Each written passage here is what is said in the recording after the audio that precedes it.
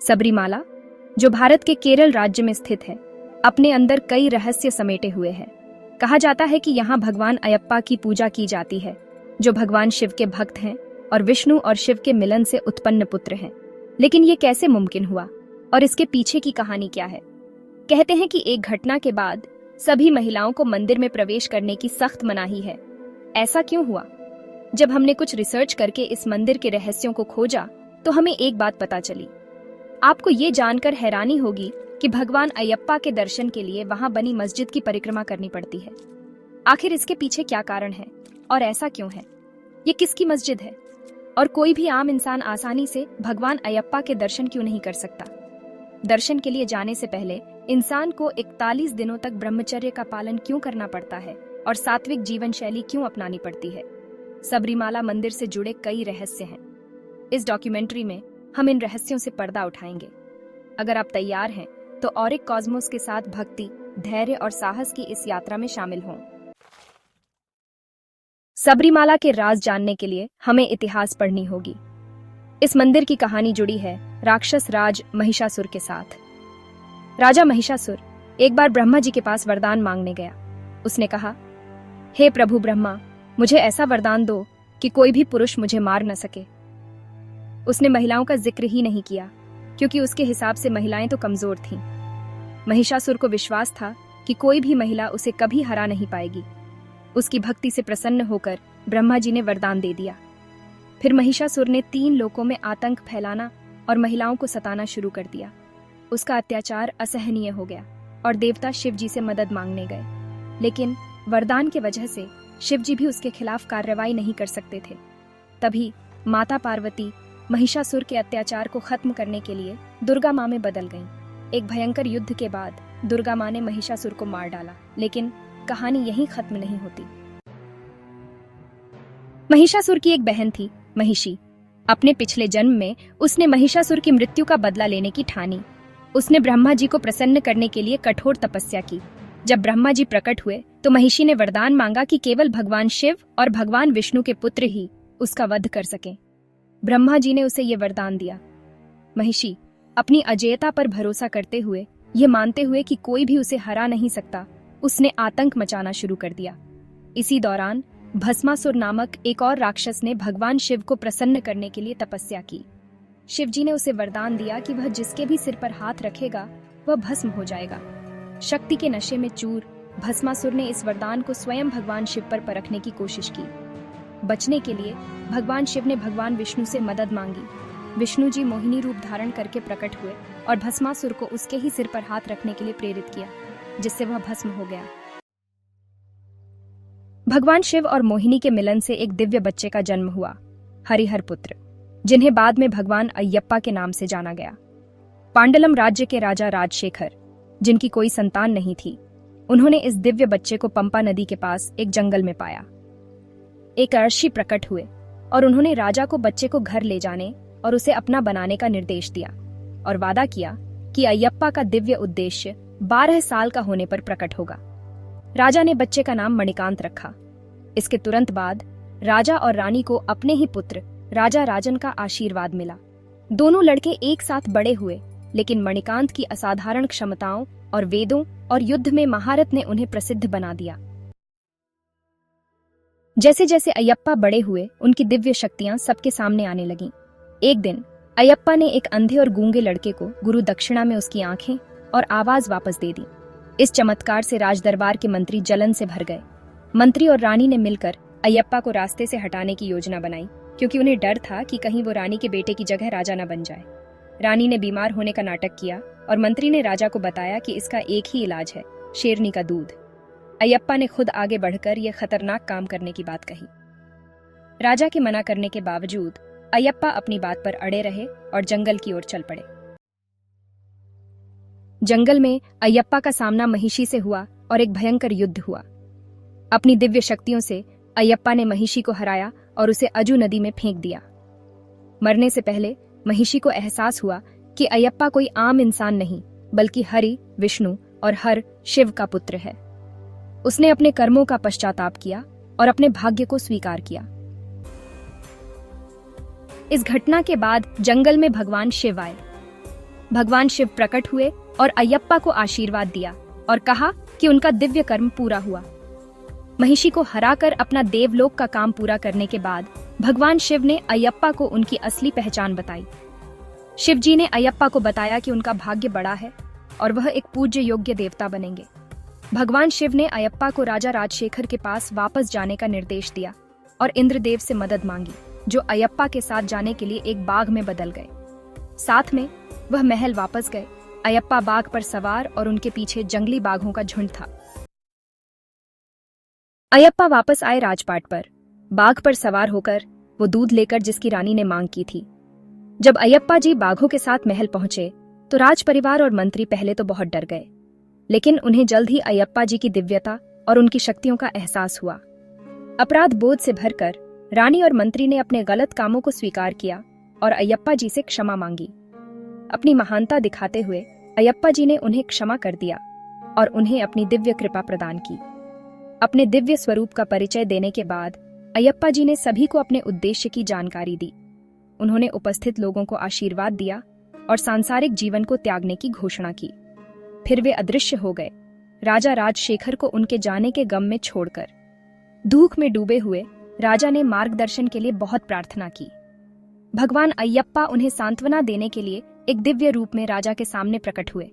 उन्होंने राजा राजशेखर को सबरीमाला नामक एक पवित्र पर्वत पर एक मंदिर बनाने और वहां भगवान अयप्पा की एक मूर्ति स्थापित करने का निर्देश दिया। उन्होंने बताया कि यह मंदिर भक्तों के लिए तीर्थ स्थल होगा।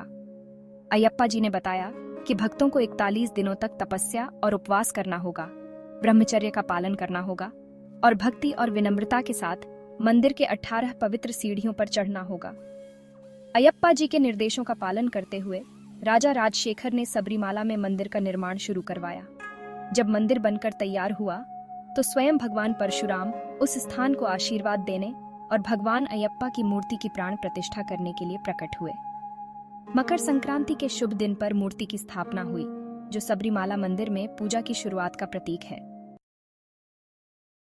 तब से सबरीमाला भारत के सबसे महत्वपूर्ण तीर्थ स्थलों में से एक बन गया है। दुनिया भर से श्रद्धालु मंदिर में आते हैं, अपने मन और शरीर को शुद्ध करने के लिए कठोर 41 दिन की तपस्या करते हैं। 18 पवित्र सीढ़ियां आध्यात्मिक चढ़ाई का प्रतीक हैं और मंदिर भगवान अयप्पा के दिव्य कर्म के प्रमाण के रूप में खड़ा है, जो भक्ति, धैर्य और साहस के मूल्यों को सिखाता है। हर साल हजारों श्रद्धालु घने जंगलों और ऊंचे पहाड़ों के बीच स्थित सबरीमाला मंदिर की चुनौतीपूर्ण तीर्थ यात्रा करते हैं। यात्रा आसान नहीं है, इसके लिए अत्यधिक तपस्या, शारीरिक सहनशक्ति और आध्यात्मिक समर्पण की आवश्यकता होती है। सबसे महत्वपूर्ण अवसर मकर विलक्कुड़ी है, जो मकर संक्रांति के दिन मनाया जाता है, जब भक्त भगवान अयप्पा का आशीर्वाद लेने के लिए इकट्ठा होते हैं। ऐसा माना जाता है कि भगवान अयप्पा हमेशा मंदिर में मौजूद रहते हैं, भक्तों पर नजर रखते हैं और उन्हें आशीर्वाद देते हैं।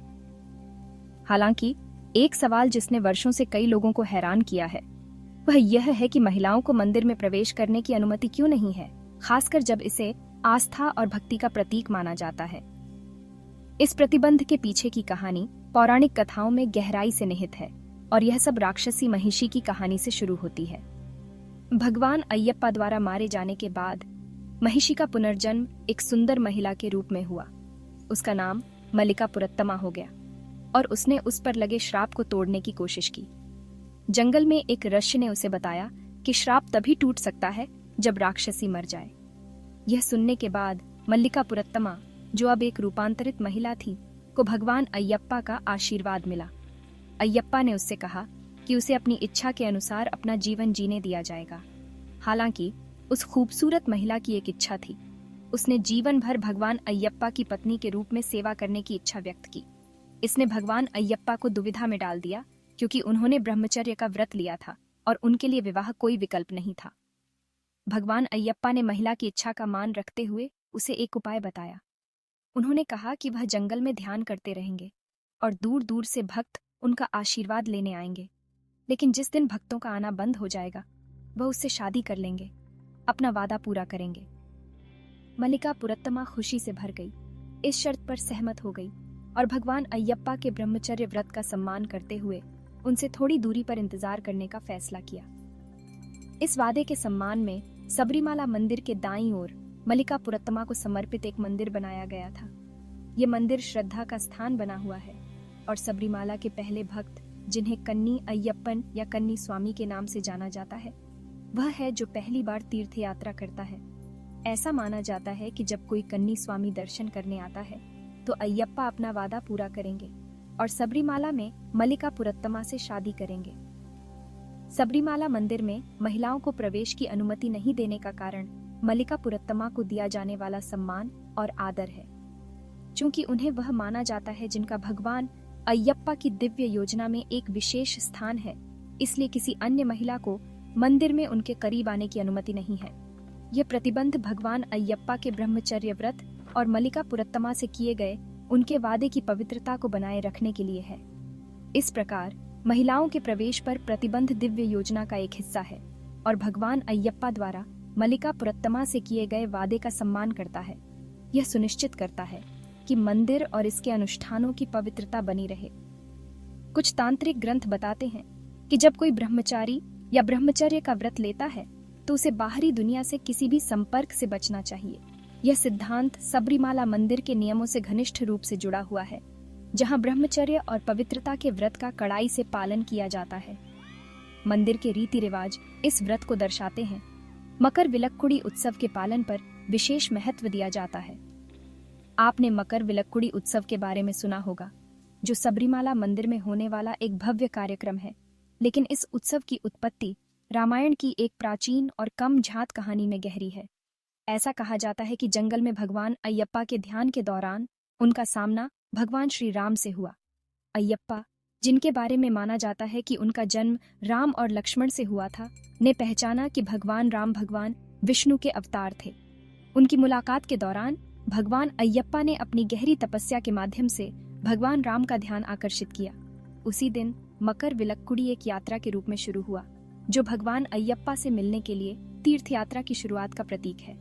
सबरीमाला की तीर्थ यात्रा हर साल दिसंबर और जनवरी के बीच होती है, जो मकर राशि की अवधि के साथ संरेखित होती है, जब मकर विलक्कुड़ी उत्सव मनाया जाता है। यात्रा लंबी और कठिन है, जिसे पूरा होने में लगभग 2 महीने लगते हैं। तीर्थ यात्रा में भाग लेने वाले भक्तों को कठोर तपस्या का पालन करना चाहिए और ऐसा माना जाता है कि यह आध्यात्मिक यात्रा उन्हें भगवान अय्यप्पा के करीब ले जाती है। यात्रा के पहले दिन एक महत्वपूर्ण अनुष्ठान होता है। भक्त को रुद्राक्ष या तुलसी का पौधा माला दी जाती है, जो पवित्रता और भक्ति का प्रतीक है। इसके बाद ही वे अपनी पवित्र यात्रा शुरू कर सकते हैं। 41 दिनों की तपस्या अवधि के दौरान उनसे क्रोध, भय और ईर्ष्या से मुक्त रहकर शांत और एकाग्र रहने की अपेक्षा की जाती है। लक्ष्य आत्म संयम और विनम्रता का विकास करना है, जीवन के गहरे आध्यात्मिक सत्य को समझना है। भक्तों को दूसरों के साथ भगवान जैसा व्यवहार करने और सभी के लिए धैर्य और सम्मान की भावना बनाए रखने के लिए प्रोत्साहित किया जाता है। यात्रा के हिस्से के रूप में सबरीमाला मंदिर से लगभग 60 किलोमीटर दूर एक गांव में एक महत्वपूर्ण पड़ाव है। इस गांव में इरुमाले नामक एक मंदिर है, जहां सभी तीर्थयात्री आराम करने के लिए रुकते हैं। इस पड़ाव पर सूफी वावर को समर्पित एक मस्जिद भी है। एक श्रद्धेय व्यक्ति, जिसके बारे में माना जाता है कि वह भगवान अय्यप्पा के प्रति बहुत सम्मान रखते थे। 500 वर्षों से अधिक समय से तीर्थयात्रियों को मस्जिद की परिक्रमा करनी पड़ती है, जो सभी धर्मों के लिए एकता और सम्मान का प्रतीक है। अंततः सबरीमाला मंदिर और इसके अनुष्ठान एक शक्तिशाली आध्यात्मिक परंपरा का प्रतिनिधित्व करते हैं, जो भक्तों को आस्था, भक्ति और व्यक्तिगत परिवर्तन के माध्यम से भगवान अय्यप्पा से जुड़ने के लिए आमंत्रित करते हैं। इस वृत्तचित्र के माध्यम से हमने आपके साथ पवित्र सबरीमाला मंदिर के बारे में गहन कहानियों और गहरी मान्यताओं को साझा किया है। अगली बार जब आप इस पवित्र स्थान पर कदम रखेंगे, तो उन मनमोहक कहानियों और दिव्य उपस्थिति को याद रखें जो इसकी दीवारों के भीतर निवास करती हैं। भगवान अय्यप्पा का आशीर्वाद आप पर बना रहे। अभी के लिए हम आपको विदाई देते हैं। जान लें कि जल्द ही हमारे रास्ते फिर से मिलेंगे। तब तक शांति और कृपा हमेशा आपके साथ रहे।